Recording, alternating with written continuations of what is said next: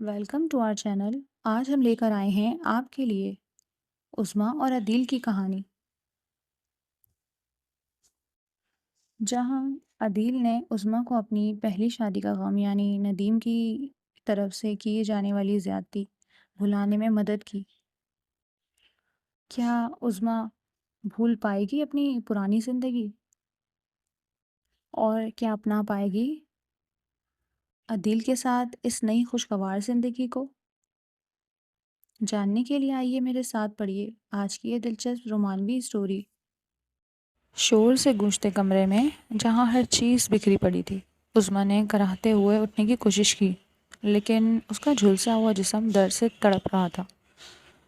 उसकी सांस, जिसके चेहरे पर हौलनाकी के बजाय इत्मीनान था, लापरवाही से पास खड़ी थी। उस्मा को याद आया वो लम्हा जब उसके शौहर नदीम ने उसे खामोश कराने की कोशिश की थी, लेकिन उसके इनकार पर माँ और बेटे की शफ़ाक जोड़ी ने उस पर मिट्टी का तेल छिड़क कर आग लगा दी। अब वो सबको ये बावर कराने की कोशिश कर रहे थे कि ये एक हादसा था। उस्मा की आंखों में आंसू नहीं थे, सिर्फ इंतकाम की आग थी। एक ऐसी आग जो उसके जिस्म की आग से कहीं ज़्यादा खौफनाक थी। उसे याद था नदीम का वह एतराफ़ कि उसने सिर्फ पैसे की खातिर उससे शादी की थी और इसी लालच में अपनी बहन की शादी भी उसके भाई से कर दी थी। आज उस्मा को एहसास हुआ कि वो सिर्फ एक मोहरा थी, एक ऐसा मोहरा जिसे अब हमेशा के लिए रास्ते से हटाने की कोशिश की गई। उसके ज़हन में सिर्फ एक ही ख़याल था, मैं ज़िंदा बच गई हूँ और अब तुम सबको अपने गुनाहों का हिसाब देना होगा। 6 माह का अरसा गुजर चुका था और घर पर नहुसत के बादल छाए हुए थे। मेरी बहन को भी तलाक हो चुकी थी और हमारा घर गुर्बत के दलदल में धंसता जा रहा था। मैं दिन रात कमाकर भी 2 वक्त की रोटी पूरी नहीं कर पा रही थी। एक दिन मोहल्ले में राशन तकसीम करने वाली एक आलीशान गाड़ी आई। यह हमारे लिए किसी गैबी मदद से कम न थी। मैं उम्मीद भरी नज़रों से राशन लेने के लिए आगे बढ़ा, लेकिन जूं ही गाड़ी की पिछली नशिस्त पर नज़र पड़ी तो मेरे पैरों तले ज़मीन निकल गई। वहाँ मेरी बीवी बैठी थी, वही जिसे हमने मुर्दा समझकर जला दिया। उसके चेहरे पर इत्मीनान और एक पुरअसरार मुस्कुराहट थी, जैसे वो किसी फातह की तरह मुझे देख रही हो। वो मेरी हालत पर तरस नहीं खा रही थी, बल्कि एक अजीब सी चमक उसकी आंखों में रक्स कर रही थी। मैं हैरत और शर्मिंदगी के मिले जुले एहसास से बेजान खड़ा था।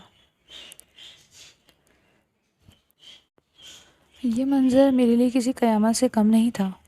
मैं हक्का बक्का खड़ा था, जबकि उस्मा ने मेरी तरफ देखा भी नहीं। उसकी नज़रें सामने कतार में खड़े ज़रूरतमंदों पर जमी थीं और वो एक-एक करके पार्सल थमा रही थी।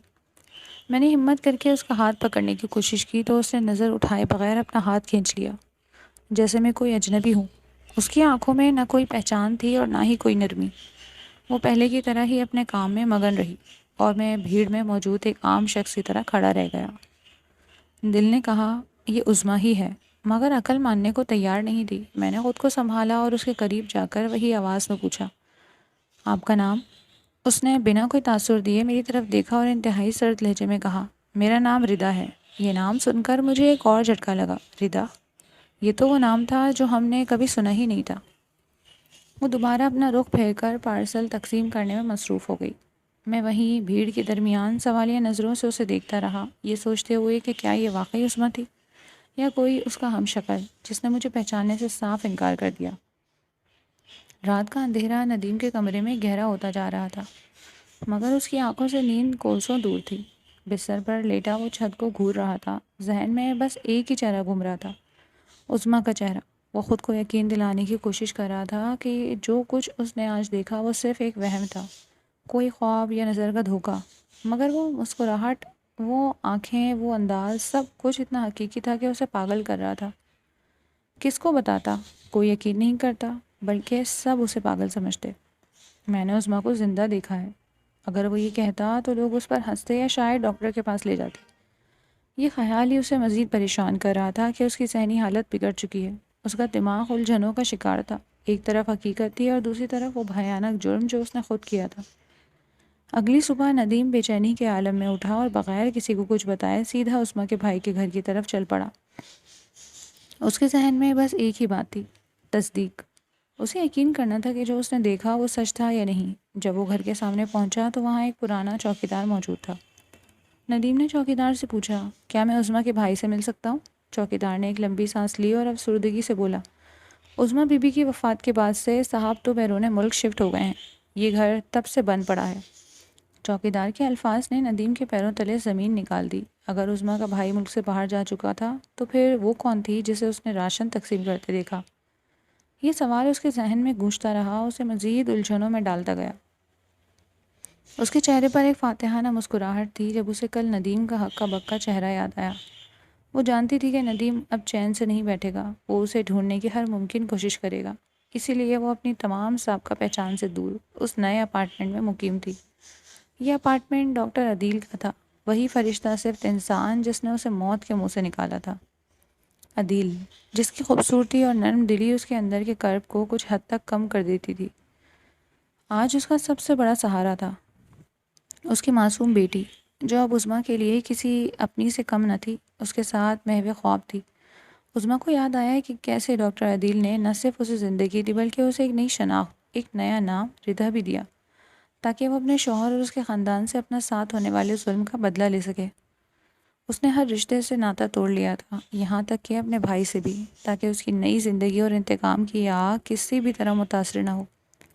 ندیم کی بے چینی اس کے لیے ایک تسکین تھی، ایک ایسی تسکین جو اسے اپنے مقصد کی طرف مزید بڑھنے کا حوصلہ دے رہی تھی۔ ادھیڑ عمر کا چاند دریچے سے جھانک کر کمرے میں مدھم روشنی بکھیر رہا تھا، اور عظمیٰ ساکت بیٹھی ننھی پری کے معصوم چہرے کو تکے جا رہی تھی، جو اس کے پہلو میں سکون سے سو رہی تھی۔ اس کی سوچیں ماضی اور حال کے درمیان بھٹک رہی تھیں، ظالم کی آگ، پھر عدیل کی مہربانی، اور اب یہ ایک نئی زندگی۔ وہ اپنے انتقام کے منصوبے کو دل ہی دل میں دہرائے جا رہی تھی، ہر تفصیل کو ذہن میں بٹھا رہی تھی تاکہ کوئی کسر باقی نہ رہے۔ یہ معصوم چہرہ اسے ایک نیا مقصد دے رہا تھا، ایک ایسی امید جو اسے اس کٹھن راستے پر چلنے کی ہمت دے رہی تھی۔ اسی لمحے دروازہ کھلا اور ڈاکٹر عدیل اندر داخل ہوا۔ اس کی آہٹ پر عظمیٰ چونکی اور خیالات کے بھنور سے باہر آ گئی۔ اس نے پلٹ کر عدیل کو دیکھا، جس کے چہرے پر ہمیشہ کی طرح ایک پرسکون مسکراہٹ تھی۔ عدیل نے آہستگی سے سرگوشی کی، سب ٹھیک ہے؟ عظمیٰ نے اثبات میں سر ہلایا، اس کی آنکھوں میں گہرا سکون تھا۔ اس نے خود کو سنبھالا اور اس بچی کے سر پر ہاتھ پھیرا جو اس کے سامنے ایک نئی زندگی کی علامت بن کر سو رہی تھی۔ عدیل آہستہ سے بچی کے بیڈ کے پاس آیا اور اس کے ماتھے پر بوسہ دیا، پھر عظمیٰ کی طرف مڑا۔ تمہیں آرام کی ضرورت ہے ردا، سارا دن تم نے بہت کام کیا ہے۔ اس کے لہجے میں فکر اور اپنائیت تھی جو عظمیٰ کے دل کو چھو گئی۔ عظمیٰ نے ہلکی سی مسکراہٹ کے ساتھ جواب دیا، مجھے یہاں سکون ملتا ہے ڈاکٹر صاحب، اس معصوم کے پاس رہ کر سارے دکھ بھول جاتی ہوں۔ عدیل نے اس کی آنکھوں میں دیکھا جہاں نرمی نظر آ رہی تھی۔ اس نے آہستگی سے کہا، تم بہت بہادر ہو ردا، میں نے تمہاری جیسی ہمت والی عورت پہلے کبھی نہیں دیکھی۔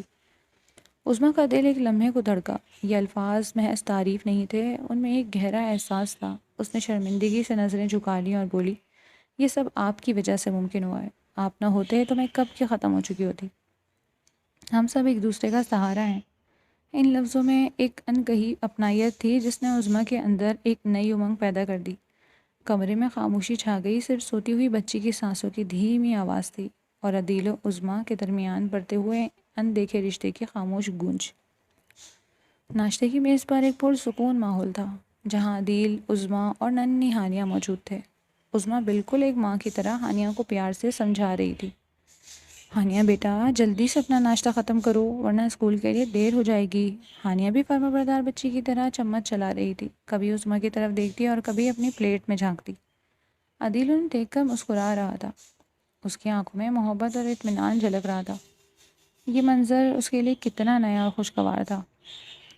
اچانک ہانیہ نے نظریں اٹھا کر عظمیٰ کی طرف دیکھا اور معصومیت سے پوچھا، عظمیٰ آنٹی، کیا آپ کل میری مما بن کر پیرنٹس ٹیچر میٹنگ میں آئیں گی؟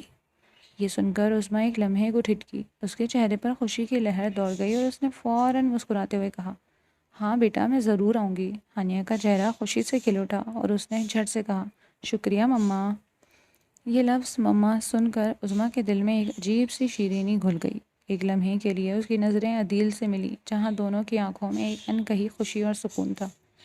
عدیل کی آنکھوں میں تشکر اور محبت کا امتزاج تھا، جبکہ عظمیٰ کی آنکھوں میں بھی ویسی ہی کیفیت، مگر اگلے ہی لمحے شرم کے احساس نے اسے گھیر لیا اور اس نے فوراً نظریں جھکا کر اپنی پلیٹ میں دیکھنے لگی اور جلدی جلدی ناشتہ ختم کرنے لگی۔ وہ خاموشی سے مسکرا رہی تھی، اس نے اس نئے رشتے کی بنیاد پر جو ہانیہ کے ایک لفظ نے رکھ دی تھی۔ عدیل اور ہانیہ کو الوداع کہنے کے بعد عظمیٰ کے ذہن میں صرف ایک ہی منصوبہ گردش کر رہا تھا۔ اب وقت تھا ندیم سے دوبارہ ملنے کا، اپنے انتقام کے اگلے قدم کو عملی جامہ پہنانے کا۔ اس نے ایک گہری سانس لی اور آئینے کے سامنے کھڑی ہو کر خود کو تیار کرنے لگی۔ آج اسے اپنے جذبات پر قابو رکھنا تھا۔ وہ صرف ردا تھی، ایک مضبوط اور پر اعتماد عورت۔ تیار ہو کر وہ اسی جگہ پہنچی جہاں ندیم سے دوبارہ سامنا متوقع تھا۔ جب وہ وہاں پہنچی تو ندیم پہلے سے موجود تھا۔ اس کی نظریں بے چینی سے اسے ہی تلاش کر رہی تھیں۔ جیسے ہی عظمیٰ اس کے قریب پہنچی، ندیم کا چہرہ کھل اٹھا۔ ندیم اسے دیکھ کر اس کے چہرے پر وہی بے یقینی اور تجسس تھا۔ وہ تیزی سے اس کی طرف بڑھا۔ وہ اس کے قریب آیا اور دبی آواز میں بولا، آپ کو دیکھ کر بہت خوشی ہوئی ردا جی۔ عثمان نے اس کی طرف دیکھا، اس کے چہرے پر کوئی تاثر نہیں تھا۔ ندیم نے اپنی بات جاری رکھتے ہوئے کہا، آپ کا چہرہ بالکل میری مرحوم بیوی عظمیٰ سے ملتا ہے۔ مجھے یقین نہیں آ رہا تھا کہ کوئی اتنا ہم شکل بھی ہو سکتا ہے۔ دراصل میری بیوی کا انتقال ہو چکا ہے۔ وہ بالکل آپ جیسی تھی۔ اس کی یادیں مجھے چین نہیں لینے دیتی۔ میں اسے بہت یاد کرتا ہوں۔ اس کے بغیر میری زندگی ادھوری ہے۔ اس نے اپنی مالی مشکلات کا بھی ذکر کیا، اس امید پر کہ عظمیٰ کے دل میں اس کے لیے ہمدردی پیدا ہو۔ اس کے لہجے میں ایسی عاجزی اور درد تھا جیسے وہ واقعی کسی بڑے دکھ کا مارا ہو۔ ندیم کا مقصد واضح تھا، عظمیٰ کی ہمدردی حاصل کرنا اور اس کے قریب ہونا تاکہ وہ اپنے مفاد کے لیے اسے استعمال کر سکے۔ عظمیٰ سب سمجھ رہی تھی اور اس کے اندر انتقام کی آگ مزید بھڑک اٹھی۔ عظمیٰ نے ایک لمبی سانس لی اور عظمیٰ نے اس کی کہانی کو غور سے سنا۔ اس کے جھوٹے دکھاوے کو بخوبی سمجھتی ہوئی وہ اندر ہی اندر مسکرا رہی تھی۔ جی، میں نے بھی یہ سنا ہے کہ دنیا میں 7 ہم شکل ہوتے ہیں۔ میرا تعلق لاہور سے ہے۔ میں ایک حادثے میں اپنے والدین اور چھوٹے بھائی کو کھو چکی ہوں اور اب میں نے خود کو فلاحی کاموں کے لیے وقف کر دیا۔ وہ جانتے بوجھتے ندیم کی آنکھوں میں دیکھ رہی تھی۔ اس کے چہرے پر کسی قسم کی کمزوری یا جھوٹ کا شائبہ تک نہیں تھا۔ مجھے افسوس ہے آپ کی حالت پر، اس نے مصنوعی نرمی سے کہا، لیکن میں آپ کی اہلیہ نہیں ہوں۔ میری اپنی ایک الگ زندگی ہے اور میرا ماضی بالکل مختلف۔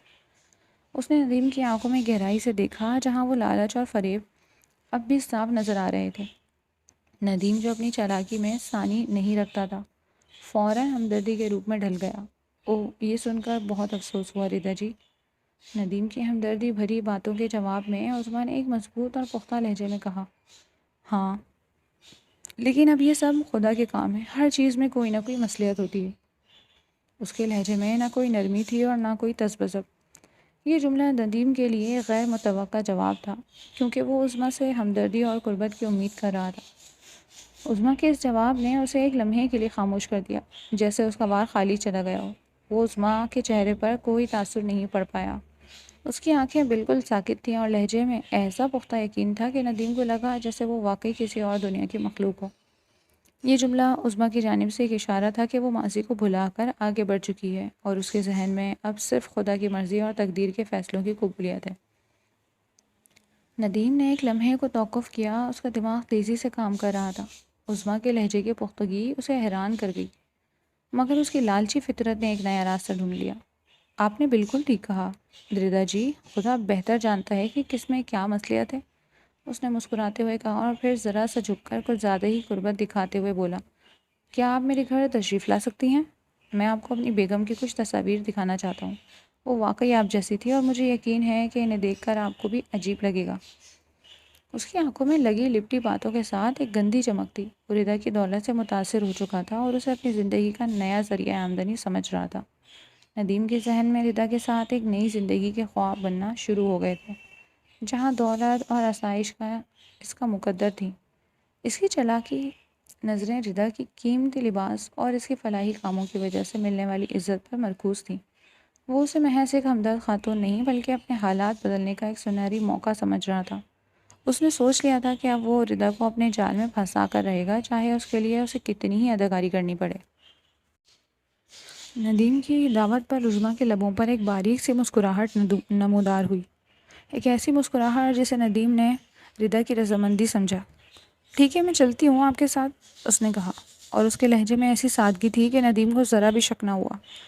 عظمیٰ اب اس کھیل کو آگے بڑھانا چاہتی تھی۔ اسے ندیم کو اس کی چال میں پھنسا کر سبق سکھانا تھا۔ وہ ندیم کے ساتھ اس کے گھر کی طرف روانہ ہوئی اور جیسے ہی وہ اس دہلیز پر قدم رکھا جہاں کبھی اس کا اپنا گھر تھا، ایک یک بستہ لہر اس کے اندر دوڑ گئی۔ وہی جانا پہچانا ماحول، وہی دور دیوار، اور پھر نظر پڑی گھر کے افراد پر جو وہیں موجود تھے۔ اس کی ساس اور اس کی نند، وہی لوگ جنہوں نے اسے زندہ جلانے کی کوشش کی تھی۔ عظمیٰ کے دل کی دھڑکن تیز ہو گئی، ماضی کے زخم تازہ ہو گئے، اور ایک لمحے کو اسے لگا جیسے وہ چیخ اٹھے گی، سارا سچ ان کے سب کے سامنے اگل دے گی۔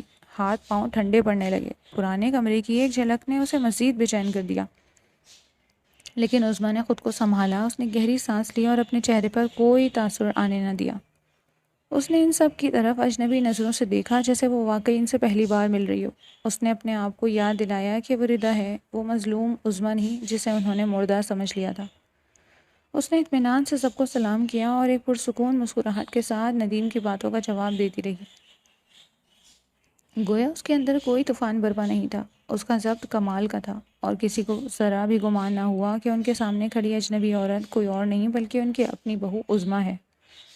دالان میں بیٹھے چائے پیتے ہوئے ندیم نے ایک بار پھر اپنی مالی پریشانیوں کا رونا رویا، اور اس کی نظریں بار بار عظمیٰ کے قیمتی لباس اور ہاتھ میں موجود مہنگے پرس پر جا رہی تھیں۔ عظمیٰ نے اسے دھیان سے سنا اور پھر ایک لمحے کے توقف کے بعد اپنے لہجے میں مکمل بے حسی لاتے ہوئے کہا، اگر آپ واقعی حالات بدلنا چاہتے ہیں تو میرے پاس آپ کے لیے ایک موقع ہے۔ ندیم کی آنکھوں میں چمک آ گئی۔ کیسا موقع ردا جی؟ اس نے بے تابی سے پوچھا۔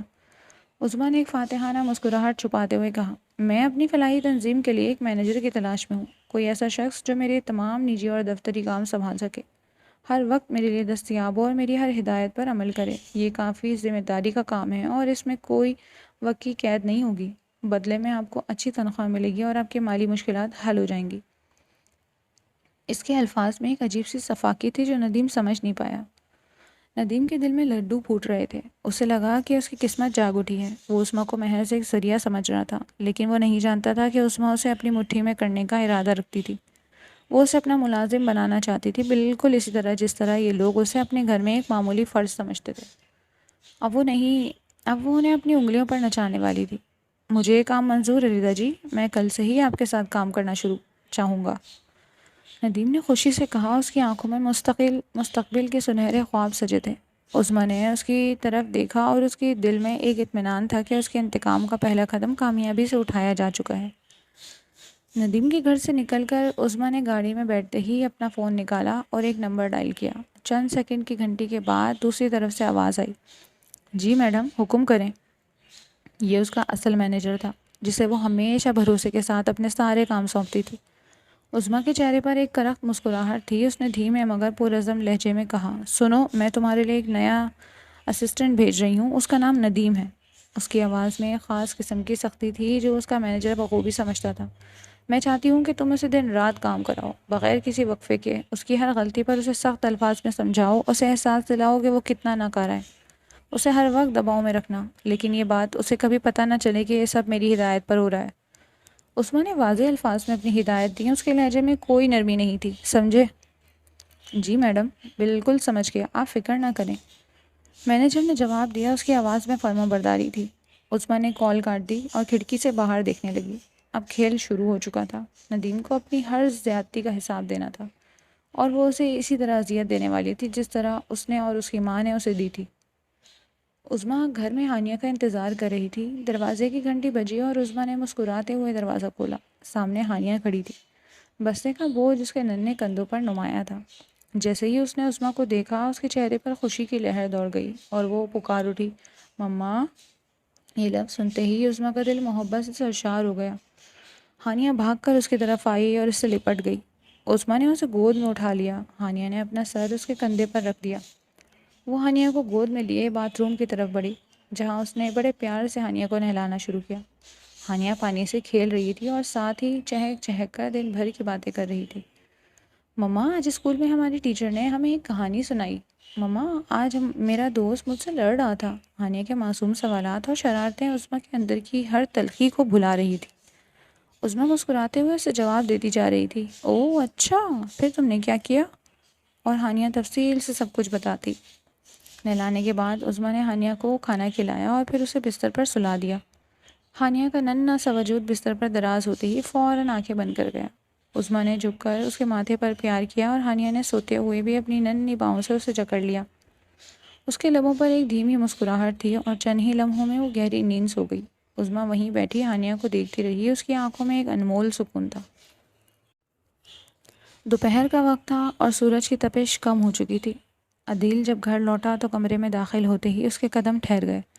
اس نے دیکھا عظمیٰ اور ہانیہ دونوں ایک دوسرے سے لپٹ کر سو رہے تھے۔ ہانیہ کا ننھا سا ہاتھ عظمیٰ کے بازو پر تھا اور عظمیٰ کا سر ہانیہ کے سر کے قریب۔ دونوں کے چہروں پر معصومیت اور سکون نمایاں تھا۔ یہ منظر عدیل کے دل کو چھو گیا۔ اس کی نظریں عظمیٰ پر ٹھہر گئیں۔ نیند میں اس کا چہرہ بہت پرسکون اور معصوم لگ رہا تھا۔ وہ سوچنے لگا، کیسے کوئی اتنا شفاق ہو سکتا ہے کہ ایک ایسی پاک روح کو اتنی اذیت دے؟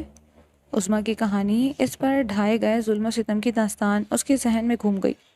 اسے یاد آیا عظمیٰ کی وہ جھلسی ہوئی حالت جب وہ پہلی بار اس کے پاس آئی تھی۔ عدیل کی آنکھوں میں محبت کے ساتھ ساتھ ایک مضبوط ارادہ بھی چمک رہا تھا۔ اس نے خود سے وعدہ کیا کہ اب وہ ہر قیمت پر عظمیٰ کی حفاظت کرے گا، ہر طرح سے اس کا سہارا بنے گا اور اسے اس کے ماضی کے سائے سے نکال کر ایک نئی محفوظ زندگی دے گا۔ عدیل کے قدموں کی آہٹ نے عظمیٰ کی نیند توڑ دی۔ اس نے آنکھیں کھولیں تو دیکھا عدیل کمرے کے دروازے پر کھڑا تھا۔ اس کی نظریں ان دونوں پر ٹکی تھیں۔ عظمیٰ فوراً بستر پر اٹھ کر بیٹھنے لگی اور بے ساختہ اپنے دوپٹے کو درست کرنے کی کوشش کی۔ یہ ایک غیر ارادی رد عمل تھا، ایک پرانی عادت جو اس کے لاشعور میں پیوست تھی۔ عدیل نے اس کا ارادہ بھانپ لیا۔ اس نے نرمی سے اپنا ہاتھ اٹھا کر اسے روکا، گویا کہہ رہا ہو کہ ضرورت نہیں۔ اس کے چہرے پر ایک دھیمی مسکراہٹ تھی جو اطمینان اور احترام کا اظہار کر رہی تھی۔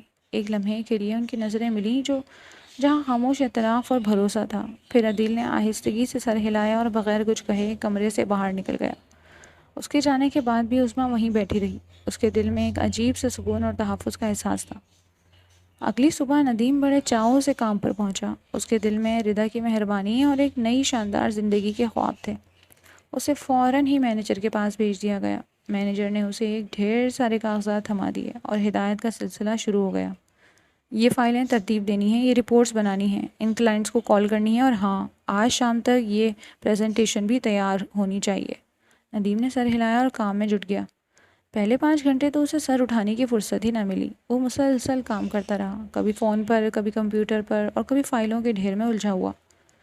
اس کی توقع کے برعکس یہاں کام کا بوجھ کہیں زیادہ تھا اور مینیجر کا لہجہ بھی خشک اور بے لچک تھا۔ جب گھڑی نے دوپہر کے کھانے کا وقت بتایا تو ندیم نے سکھ کا سانس لیا اور بمشکل اپنی کرسی سے اٹھا۔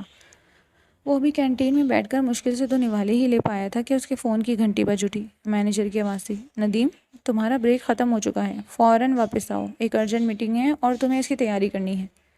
ابھی بمشکل 20 منٹ ہی گزرے تھے لیکن ندیم کے پاس کوئی چارہ نہیں تھا۔ وہ بڑبڑا کر اٹھا اور بھوکے پیٹ واپس کام کی طرف چل پڑا۔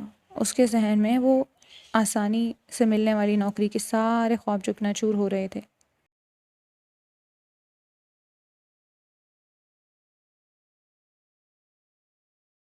رات گئے جب ندیم گھر پہنچا تو اس کا جسم ٹوٹ رہا تھا اور دماغ معاف۔ وہ نڈھال ہو کر بستر پہ گر گیا۔ آنکھوں کے سامنے دن بھر کی ضلالتیں گھوم رہی تھیں، مینیجر کی تند و تیز باتیں، ہر کام پر بیجا روک ٹوک اور مسلسل کام کا بوجھ، یہ سب اس کی برداشت سے باہر تھا۔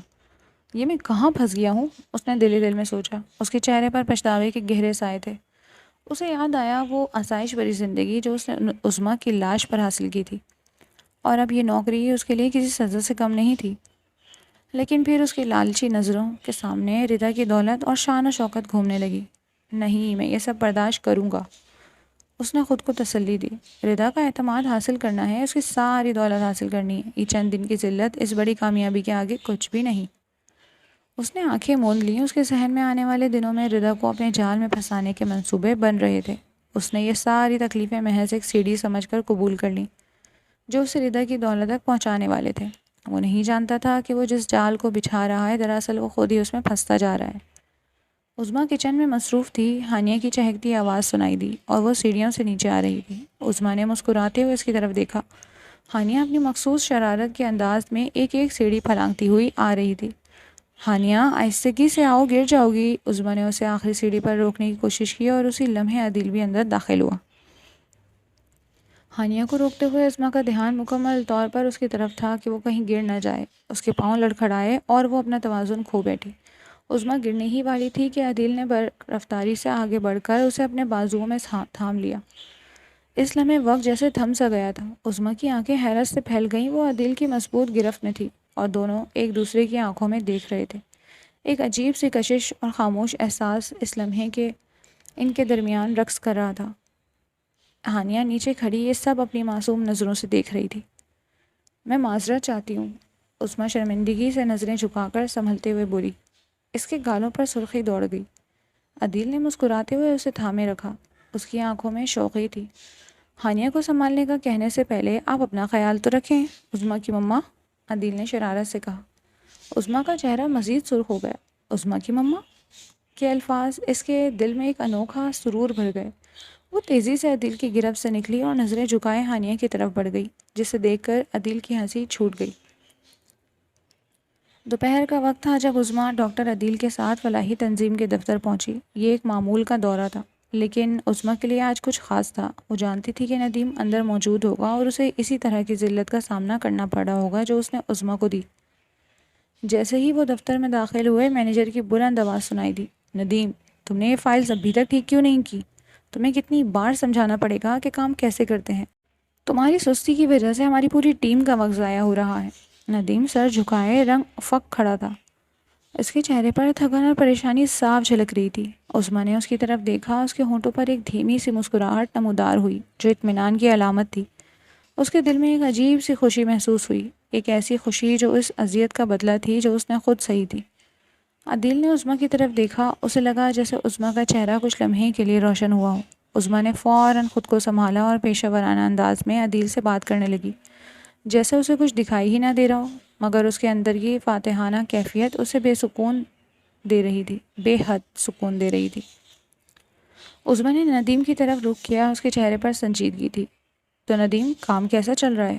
کوئی مشکل تو نہیں آ رہی؟ اس نے پوچھا۔ اس کے لہجے میں ایسی بے نیازی تھی جو ندیم کو اندر تک چھلنی کر گئی۔ ندیم نے فوراً خود کو سنبھالا اور ہونٹوں پر مصنوعی مسکراہٹ لاتے ہوئے بولا، جی ردا جی، سب ٹھیک ہے۔ تھوڑی مصروفیت زیادہ ہے لیکن میں سنبھال رہا ہوں۔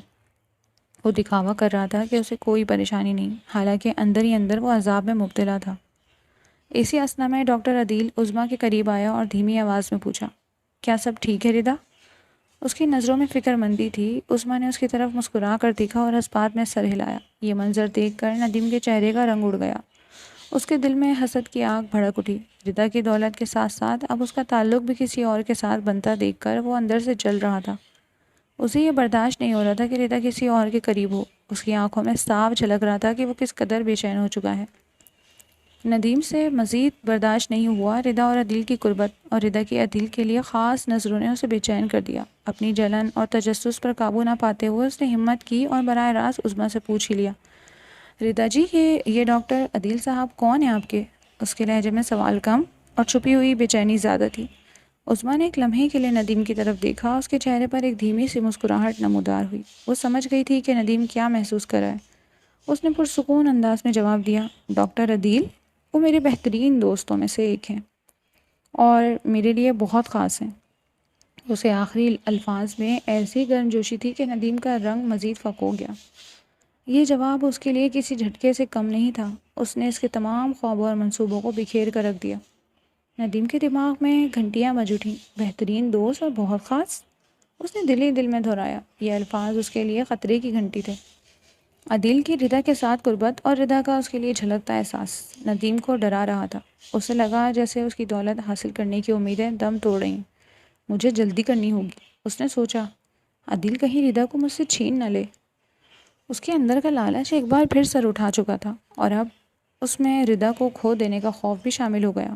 اس نے تہیہ کر لیا کہ وہ جلد از جلد ردا کے قریب جائے گا، اسے اپنی باتوں کے جال میں پھنسائے گا اور اسے باور کرائے گا کہ وہ اس کے لیے کتنا موزوں ہے، اور اس کا مقصد صرف ردا کی دولت نہیں تھا بلکہ ردا کو عدیل سے چھین کر مکمل طور پر اپنا بنانا بھی تھا۔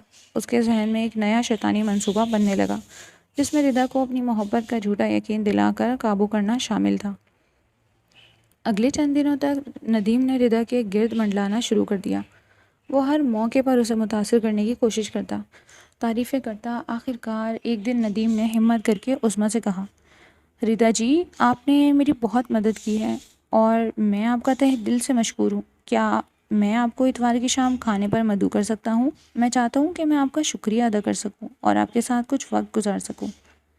اس کی آنکھوں میں امید اور ایک واضح لالچ تھی۔ عظمیٰ نے ایک لمحے کے لیے توقف کیا۔ اس کے چہرے پر ایک دھیمی سی پراسرار مسکراہٹ آئی اور چلی گئی۔ وہ جانتی تھی کہ ندیم اسے کیوں بلا رہا ہے، اور وہ یہ بھی جاننا چاہتی تھی کہ وہ اپنی گناہوں بھری فطرت میں کتنا گہرا جا سکتا ہے۔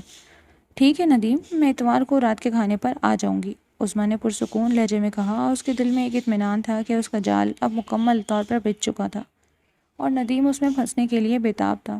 یہ ملاقات اس کے انتقام کے کھیل کا ایک اہم حصہ تھی، اور وہ دیکھنے کے لیے بے چین تھی کہ ندیم اب کون سی چال چلتا ہے۔ سارے دن کی تھکن کے بعد عظمیٰ نے خود کو تازہ دم کرنے کا سوچا۔ وہ اپنے باتھ روم میں گئی، مگر شاور خراب تھا۔ ایک لمحے کو وہ رکی، پھر فیصلہ کیا کہ عدیل کا باتھ روم استعمال کر لے گی۔ اسے اندازہ نہیں تھا کہ عدیل اس وقت گھر پر ہوگا۔ وہ آہستہ سے عدیل کے کمرے میں داخل ہوئی، دروازہ ہلکا سا کھلا ہوا تھا۔ جیسے ہی اس نے اندر قدم رکھا، اس کی نظر سامنے پڑی، وہ ٹھٹک گئی۔ عدیل صرف ایک تولیہ لپیٹے کھڑا تھا، بظاہر وہ ابھی شاور لے کر نکلا تھا۔ عظمیٰ شرم سے سرخ ہو گئی اور فوراً مڑ کر باہر نکلنے لگی۔ اس سے پہلے کہ وہ کمرے سے باہر نکل پاتی، عدیل نے تیزی سے اس کا ہاتھ تھاما اور اسے اپنی طرف کھینچ لیا۔ عظمیٰ حیران رہ گئی اور اس کے منہ سے بے ساختہ نکلا، عدیل۔ عدیل کے چہرے پر ایک دلکش مسکراہٹ تھی۔ اس نے اسے آہستہ سے دیوار کے ساتھ لگا دیا۔ عظمیٰ مزید شرما گئی، اس کی نظریں جھکی ہوئی تھیں۔ عدیل کیا کر رہے ہیں؟ ہانیہ دیکھ لے گی، اس نے سرگوشی کی۔ عدیل نے اس کے چہرے کو ہاتھوں میں لیا اور پیار سے بولا، کیا فرق پڑتا ہے؟ ہانیہ کی مما ہانیہ کے بابا کے ساتھ ہیں، اس میں غلط کیا ہے؟ جوڑے ایسے ہی تو رہتے ہیں۔ عظمیٰ نے نظریں اٹھائی اور مدھم آواز میں کہا، ہم جوڑا نہیں ہیں، پلیز مجھے جانے دیں۔ عدیل نے مسکراتے ہوئے اس کے کان کے قریب سرگوشی کی، تو بن جاتے ہیں نا، مجھ سے شادی کر لو عظمیٰ، میں اب تمہارے بغیر نہیں رہ سکتا۔ یہ سنتے ہی عظمیٰ کا دل زور سے دھڑکا، اس کے چہرے پر شرم اور خوشی کے ملے جلے تاثرات تھے۔ وہ تیزی سے اس کی گرفت سے نکلی اور مسکراتی ہوئی دروازے کی طرف بھاگی۔ اس کی مسکراہٹ نے عدیل کو بتا دیا تھا کہ وہ راضی ہے۔ اتوار کی شام عظمیٰ اور ندیم ایک مہنگے ریسٹورنٹ میں موجود تھے۔ ندیم آج کچھ زیادہ ہی خوش اخلاق اور مہربان بنا ہوا تھا، اس کی ہر بات میں بناوٹ نمایاں تھی۔ عظمیٰ خاموشی سے اس کی باتوں کا جواب دیتی رہی، اس کے چہرے پر کوئی خاص تاثر نہیں تھا۔ رات کے کھانے کے بعد ندیم نے بڑے ادب سے عظمیٰ کو گھر چھوڑنے کا پیشکش کی۔ ردا جی، میں آپ کو گھر تک چھوڑ دوں گا، اتنی رات کو آپ اکیلے کہاں جائیں گی؟ عظمیٰ نے بظاہر تو ہاں کر دی، لیکن اس کے اندر ایک عجیب سی بے چینی اور نفی کا احساس پیدا ہو رہا تھا۔ ندیم کی حد سے زیادہ اچھی بننے کی کوشش اسے مشکوک لگ رہی تھی۔ اس کی چھٹی اسے خبردار کر رہی تھی کہ کچھ گڑبڑ ہے۔ گاڑی میں بیٹھتے ہی عظمیٰ نے بڑی چابک دستی سے اپنے فون میں وائس ریکارڈر آن کیا اور ساتھ ہی اپنے ایک بھروسے مند آدمی کو میسج کر دیا کہ وہ ندیم کی گاڑی کا پیچھا کرے اور اس کی ہر حرکت پر نظر رکھے۔ وہ ندیم پر ذرا بھی بھروسہ نہیں کر سکتی تھی۔ ندیم ان سب باتوں سے بے خبر گاڑی چلا رہا تھا۔ اچانک ندیم نے گاڑی سنسان اور تاریک جگہ پر روک دی۔ عظمیٰ نے حیرانی سے اس کی طرف دیکھا، کیا ہوا؟ گاڑی کیوں روکی؟ ندیم نے شیطانی مسکراہٹ کے ساتھ گاڑی کے تمام دروازے لاک کر دیے۔ عظمیٰ کے دل کی دھڑکن تیز ہو گئی۔ ندیم اس کی طرف بڑھا، اس کی آنکھوں میں وحشت تھی۔ عظمیٰ نے اسے روکا، ندیم یہ کیا بدتمیزی ہے؟ لیکن ندیم نے اس کی ایک نہ سنی۔ اس نے عظمیٰ کے ساتھ بدتمیزی کرنا شروع کر دی اور ایک کرخت لہجے میں بولا، تمہیں میرا بننا پڑے گا ردا۔ عظمیٰ نے اپنے اندر کی دہشت کو چھپایا۔ ندیم نے ایک جھٹکے سے عظمیٰ کا دوپٹہ کھینچ کر پرے پھینکا اور اس کی گردن کی طرف بڑھا۔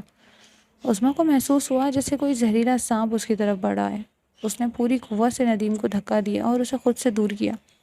اس کے چہرے پر خوف کے بجائے غصہ اور نفرت تھی، ایک ایسی نفرت جو اس سالوں پرانے زخم سے پھوٹ رہی تھی جسے ندیم نے دوبارہ کریدنے کی کوشش کی تھی۔ ہاتھ چھوڑو میرا ندیم، اس کی آواز میں ایک گرج تھی۔ ندیم کے چہرے پر ایک وحشی مسکراہٹ پھیل گئی۔ اس نے عظمیٰ کی آنکھوں میں گہرائی سے دیکھتے ہوئے کہا، تمہارے جیسی شکل کی ایک عورت سے میں نے جان چھڑائی تھی اور اب اسی شکل کی ایک اور عورت کو میں پانے کے لیے ترس رہا ہوں۔ اس کی آواز میں گہری شفقت تھی۔ وہ ایک قدم اور اس کے قریب ہوا۔ تمہیں کیا لگتا ہے کہ عدیل یا کوئی بھی اور تمہیں مجھ سے چھین سکتا ہے؟ نہیں، بالکل نہیں، میں ایسا نہیں ہونے دوں گا۔ اس کی آنکھوں میں جنون تھا، ایک ایسا جنون جو عظمیٰ کو خوفزدہ کرنے کے بجائے اسے اپنے انتقام کے لیے مزید مضبوط کر گیا۔ اس سے پہلے کہ ندیم کوئی اور قدم اٹھاتا، گاڑی کا شیشہ ٹوٹنے کی آواز آئی۔ ایک ہاتھ تیزی سے اندر آیا اور دروازہ کھول دیا۔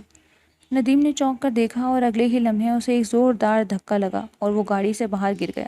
عظمیٰ کے بھیجے ہوئے آدمی جس نے ندیم کا پیچھا کیا تھا اب اس پر جھپٹ رہے تھے۔ ندیم کو کچھ سمجھ نہیں آیا۔ اس سے پہلے کہ وہ سنبھلتا، اسے بازوؤں سے پکڑا گیا اور ایک زوردار گھوسا اس کے پیٹ پر پڑا۔ یہ کیا بدتمیزی ہے؟ کون ہو تم لوگ؟ ندیم چلایا۔ عظمیٰ نے گاڑی سے باہر قدم رکھا، اس کے چہرے پر خوف کے بجائے ایک اطمینان تھا۔ اس نے ندیم کی طرف دیکھا جو اب زمین پر گرا ہوا تھا اور اسے پکڑنے والے افراد نے اسے قابو کر رکھا تھا۔ یہ وہ لمحہ تھا جس کا اسے شدت سے انتظار تھا۔ ندیم کی آنکھوں میں خوف اور حیرت کا ملا جلا تاثر تھا۔ وہ عظمیٰ کو دیکھ رہا تھا جو اب ایک فاتح کی طرح کھڑی تھی۔ اگلا منظر تو ندیم کے لیے کسی بھیانک خواب سے کم نہ تھا۔ چند ہی لمحوں میں پولیس کی گاڑیاں وہاں پہنچ گئیں۔ ندیم کو یہ سمجھنے میں دیر نہ لگی کہ یہ سب ایک سوچی سمجھی سازش کا حصہ تھا اور وہ اس میں بری طرح پھنس چکا تھا۔ پولیس نے اسے فوری طور پر گرفتار کر لیا۔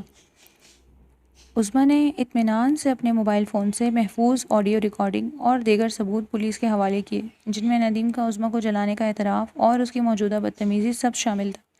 ساتھ ہی اس نے اپنی سابقہ شناخت کے ثبوت بھی پیش کیے جو یہ ظاہر کرتے تھے کہ وہ وہی اصل عظمیٰ ہے۔ ثبوت اتنے ٹھوس تھے کہ پولیس نے فوری کارروائی کرتے ہوئے ندیم کی ماں کو بھی قتل کے الزام میں گرفتار کر لیا۔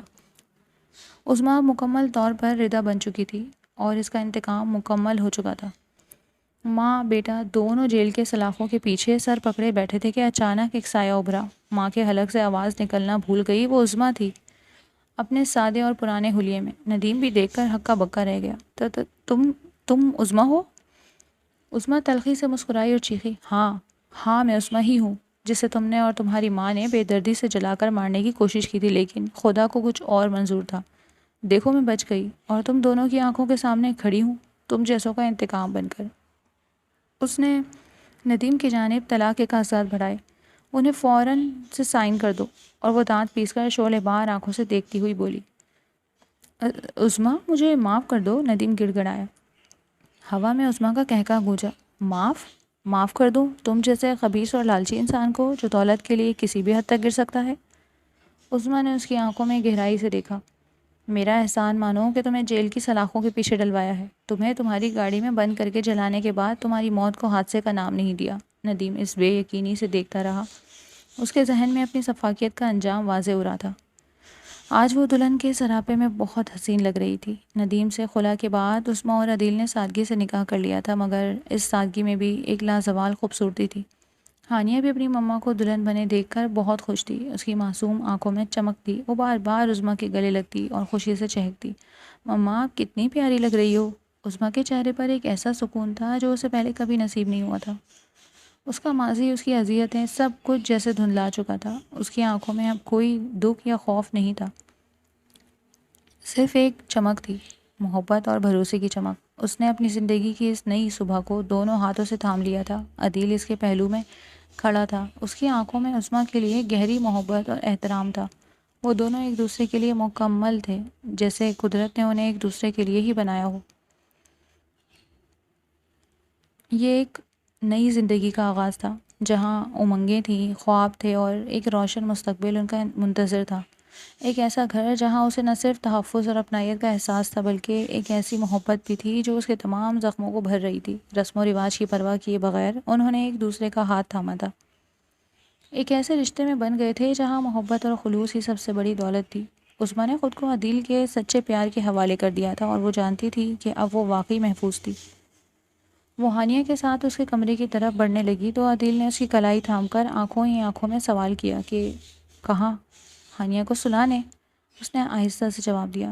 عدیل اس کے قریب ہوا اور اس کے کان میں سرگوشی کی۔ آج ہانیہ کو نہیں، اس کے بابا کو سلانا ہے۔ یہ سن کر وہ بڑی بری طرح شرما گئی۔ عدیل نے مسکراتے ہوئے ملازمہ کو آواز دی، گل بی بی، ہانیہ کو روم میں لے جا کر سلا دیں۔ جی صاحب جی، ملازمہ نے عاجزی سے جواب دیا اور ہانیہ کو کمرے میں سے لے گئی۔ عظمیٰ وہیں کھڑی رہ گئی۔ اسی لمحے عدیل نے اسے باہوں میں اٹھا لیا اور ان کے مشترکہ کمرے کی جانب بڑھ کر دروازہ اندر سے بند کر لیا۔ اس کے چہرے پر شرم اور محبت کی سرخی پھیلی ہوئی تھی۔